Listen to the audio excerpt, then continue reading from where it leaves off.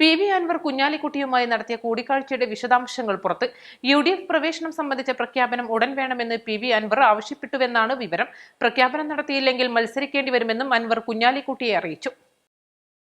UDF നേതൃത്വവുമായി ആലോചിച്ച് യുക്തമായ തീരുമാനമെടുക്കുമെന്ന് കുഞ്ഞാലിക്കുട്ടി മറുപടി നൽകിയതായാണ് വിവരം. അതേസമയം അൻവർ വിഷയത്തിൽ ലീഗ് മധ്യസ്ഥതയ്ക്ക് ശ്രമിക്കുന്നില്ലെന്ന് കുഞ്ഞാലിക്കുട്ടി പ്രതികരിച്ചു. അൻവറുമായി നിലവിലെ വിഷയങ്ങൾ സംസാരിച്ചു. അദ്ദേഹം അദ്ദേഹത്തിന്റെ പക്ഷം പറഞ്ഞു. ഇന്ന് കോൺഗ്രസ് നേതാക്കളുമായി വൈകുന്നേരം നിലമ്പൂരിൽ വെച്ച് കൂടിക്കാഴ്ച നടത്തുന്നുണ്ട്. വിഷയങ്ങൾ അവിടെ ചർച്ച ചെയ്യും. തെരഞ്ഞെടുപ്പിന് മുൻപ് UDFന് മുന്നിൽ വന്നിട്ടുള്ള പ്രശ്നങ്ങളൊക്കെ എല്ലാവരും കൂടി കൈകാര്യം ചെയ്യണം. അല്ലാതെ ഞങ്ങൾ പ്രത്യേകമായിട്ടുള്ള മധ്യസ്ഥതയൊന്നുമില്ല. മുന്നണിയിലെ എല്ലാ ഘടകകക്ഷികളോടും സംസാരിക്കുന്നത് പോലെ ലീഗിനോടും അൻവർ സംസാരിക്കുന്നു എന്നേയുള്ളൂ എന്നും അദ്ദേഹം വ്യക്തമാക്കി. ഞങ്ങളോട് വന്ന് പിന്നെ ഇപ്പോൾ ഉള്ള വിഷയങ്ങൾ സംസാരിച്ചിട്ടുണ്ട്.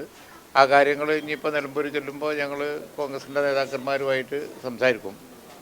അപ്പോൾ ആ സംസാരത്തിന് ശേഷം എന്തെങ്കിലും ഉണ്ടെങ്കിൽ നിങ്ങളോട് അത് ഷെയർ ചെയ്യാം.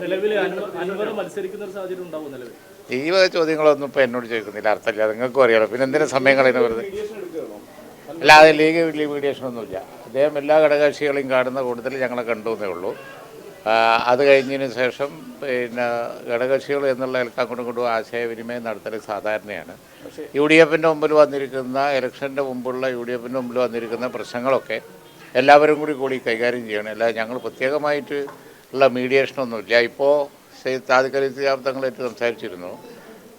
പിന്നെ അദ്ദേഹം ഡൽഹിയിലുണ്ട്, 5 ഡെലിഗേഷനിൽ പോവുകയാണ്. അപ്പോൾ ഞങ്ങൾക്ക് ഞങ്ങളുടേതായ രീതിയിൽ ഞങ്ങൾ കാര്യങ്ങളിൽ ഇടപെടും. ഞങ്ങൾ പരമ്പരാഗതമായി ചില രീതികളുണ്ട്. ആ നിലയിൽ ഞങ്ങൾ UDFൻ്റെ പ്രശ്നം വന്നാൽ തീർച്ചയായിട്ടും ഇടപെടുമല്ലോ. ആര്